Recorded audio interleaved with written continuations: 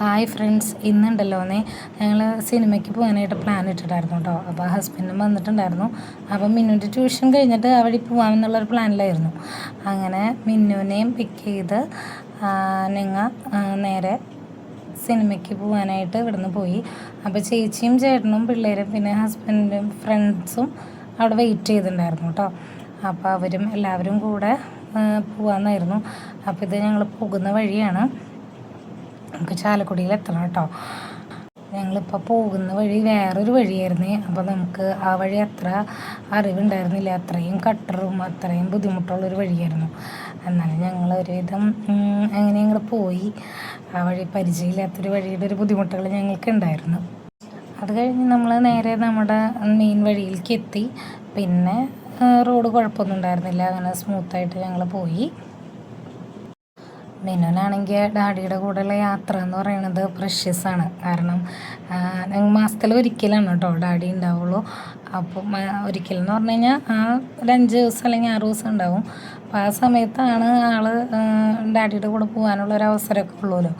അപ്പോൾ അത് കാരണം കൊണ്ട് മിന്നുവിന് ആ ടൈം എന്ന് പറയുന്നത് ഡാഡിയുടെ കൂടെ യാത്ര ചെയ്യുക എന്ന് പറയുന്നത് ഭയങ്കര ഇഷ്ടമുള്ള കാര്യമാണ്. അങ്ങനെ ഞങ്ങൾ റോഡും പാലും ലൈറ്റും എല്ലാം ആസ്വദിച്ച് ഞങ്ങൾ ഡി സിനിമാസിലേക്ക് എത്തിയിട്ടോ. ഞങ്ങളുടെ ചാലക്കുടിയിലുള്ള തിയേറ്ററാണ് ഡി സിനിമാസ്. അവിടെ നിന്ന് സ്പൈഡർമാൻ സിനിമയാണ് കേട്ടോ ഞങ്ങൾ ബുക്ക് ചെയ്തേക്കുന്നത്. അപ്പോൾ അത് കാണാൻ വേണ്ടിയിട്ടുള്ള ഒരു യാത്രയിലായിരുന്നു ഞങ്ങളുടെ പിന്നാലെ ചേട്ടനും ഫാമിലിയും ഉണ്ട്, അതുപോലെ ഫ്രണ്ടും ഫാമിലിയും ഉണ്ട് കേട്ടോ. ഞാനാണെങ്കിൽ ഇപ്പോൾ അമലയിൽ ഡ്യൂട്ടിക്ക് വന്നതിന് ശേഷം എനിക്ക് സിനിമകൾ കാണൽ കുറവാണ്. പിന്നെ ഹസ്ബൻഡ് വരുന്ന ടൈമിൽ ചിലപ്പോൾ ഞാൻ ഡ്യൂട്ടിയിലായിരിക്കും, അല്ലെങ്കിൽ അങ്ങനെയൊക്കെ ആകുമ്പോൾ ഞാൻ സിനിമ കാണൽ കുറവാണ്. അപ്പോൾ കൊച്ചും ബാക്കിയുള്ളവരും എല്ലാവരും കൂടെ പോകാറുണ്ട് കേട്ടോ. അപ്പോൾ എനിക്ക് സിനിമ കാണൽ ഇപ്പോൾ കുറേ നാളുകൾക്ക് ശേഷമാണ് ഞാൻ കാണുന്നത് കേട്ടോ. അപ്പോൾ എനിക്ക് അത് കാരണം കൊണ്ടൊരു സന്തോഷമൊക്കെ ഉണ്ടായിരുന്നു. കാരണം എന്തെങ്കിലും കാണാം എന്നുള്ള രീതിയിലാണ് ഞാൻ പോകുന്നത്. സ്പൈഡർമാൻ എന്ന് കേട്ടപ്പോൾ എനിക്ക് ഇത്തിരി സന്തോഷമൊക്കെ തോന്നി. കാരണം കുറേ നാളായിട്ട് മുമ്പാണ് ഞാൻ സ്പൈഡർമാൻ്റെ ഒരു സിനിമ ഞാൻ കണ്ടിട്ടുണ്ട്. എനിക്ക് സിനിമ കാണാൻ ഭയങ്കര ഇഷ്ടമുള്ള ഒരാളാണ്. അതുപോലെ അത് തിയേറ്ററിലാണെങ്കിൽ എനിക്ക് ഭയങ്കര സന്തോഷമുള്ള കാര്യമാണ്. കാരണം നമുക്കൊരു ഇൻ്റർവെല്ലിന് ഒരു ഐസ്ക്രീമോ അങ്ങനെ എന്തെങ്കിലുമൊക്കെ തിന്നാലോ, അങ്ങനെ ഒരു സന്തോഷം വേറെയുണ്ട് വീട്ടിലിരുന്ന് കാണുന്നതിലും.